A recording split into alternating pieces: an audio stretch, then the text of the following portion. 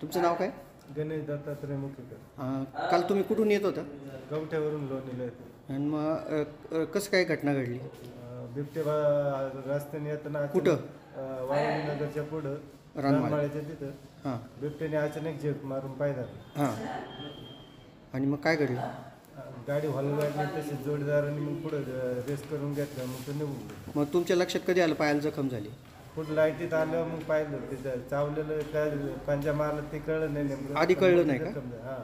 नंतर कळालं. मग तिथून आगवायला लागली ना पाहिजे. मग तिथून पुढं रानमाळ्यात आलं तिथं माणसं होती. मग तिथं थांबून लाईटीत पाहिलं तर चांगलं. हां. मग लोणीला कशी गेली?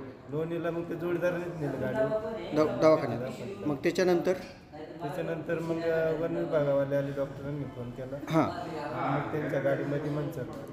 धन्यवाद. आता प्रकृती बरी आहे? हां बरं. ठीक.